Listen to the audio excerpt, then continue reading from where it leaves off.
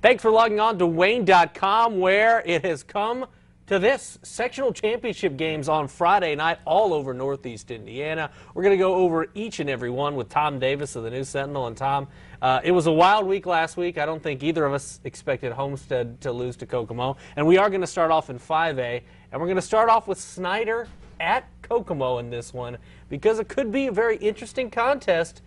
Kokomo taking down Homestead last week, but Snyder has beaten Kokomo twice very handily in the last two postseasons. Yes, they have. This will be a very quick game because both Snyder and Kokomo want to do nothing but run the ball. They'll pass a little bit to keep you honest, but not much. They really want to just run the ball down your throat.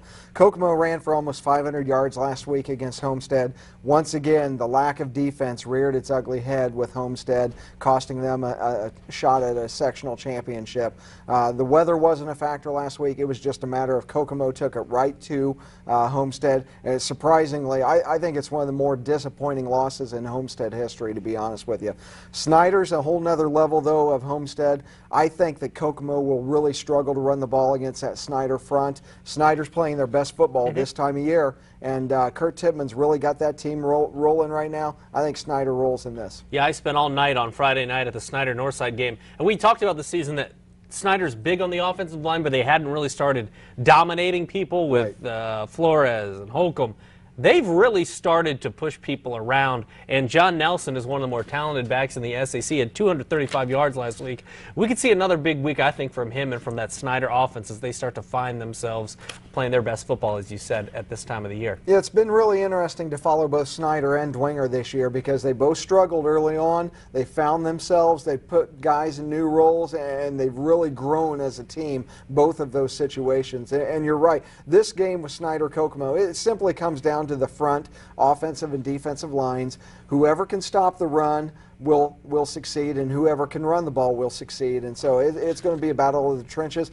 And Snyder has a huge offensive and defensive line. I think that Snyder gets it done. Yeah, Snyder got it done at Kokomo last year, 44-14. Then beat him here, actually at Wayne, if you remember, 2 years ago, 42-7. So they've not just beat Kokomo in the playoffs; they've crushed Kokomo. Yeah, they have. But the weird thing is, in talking to Kurt Tippmann, Kokomo runs sort of an odd offense in that it's kind of a scrum after they snap the ball. You don't know someone's coming out. You know they're running it. You just don't know where. Right. And he's mentioned that was tough to get ready for in just 1 week, but it seems like they haven't had any trouble in years past. Well, that's true in years past, but it is difficult because they use a lot of misdirection, and so you have to have what's called gap integrity. You're responsible for this gap, and you have to stay there and not get persuaded to go other directions and chase guys, and if you over-pursue, then you're really in trouble. So it is a little bit difficult, but obviously Snyder hasn't had difficulty with it in years past. But looking at the Homestead game, it's obvious Kokomo is a much better team than they were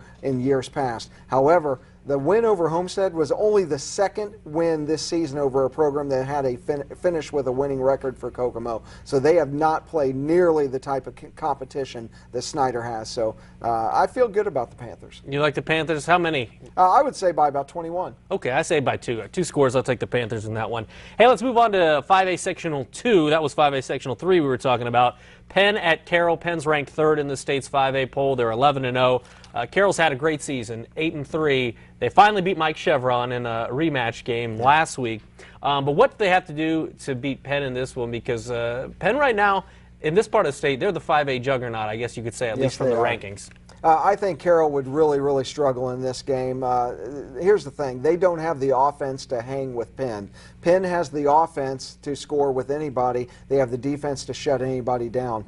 Carroll's defense has been better in the last couple of weeks. If you remember, late in the regular season, they struggled for about 3 weeks. They really turned it on in the postseason tournament and had some good wins. But they simply don't have the offense that's capable of hanging with Penn. Penn's beaten Snyder this year. They've beaten Mishawaka, who beat Northside, if you remember. Penn is a whole nother level. They are really good on balanced offensively. They can throw the ball. They can run the ball. They're very strong up front. This is just a really tough matchup. You know, Carroll's not going to win this game, quite frankly. I don't want to say it's impossible, but in all likelihood. But let's focus on what a great season they've had. It's the most wins in 10 years. Doug Dynam, we've talked for a couple years. When's he going to get this turned around? Because he's making strides each week, and he's gotten it turned around. Carroll football is back, and it's to be reckoned with. And I'll say that they have a better chance of winning this game this week than they did, say, 5 weeks ago or 8 weeks ago, because Grant Wilson has started to develop as a passer. We knew he had the wheels, a good athlete for being on a state championship baseball team. John Hester has really stepped up as one of the better receivers in the area. It just seems like their offense is clicking a little bit more. You see the stats. Wilson will have 200 yards in the air and another 75 on the ground. So the balance is there a little bit more. And you're right, they're playing their best football as they move along. But it's going to be a tough haul for them. It will be very, very difficult. You know what's surprising about the Kingsmen? They have not won a sectional since 2008. You would think Penn is kind of one of those programs that wins it year in and year out, and they haven't the last couple of years. So those kids are really hungry, get back on the track, and they have an opportunity to advance really, really deep in this tournament. But yeah, you're right. The Charger offense is better of late, but it's not good enough to hang with Penn.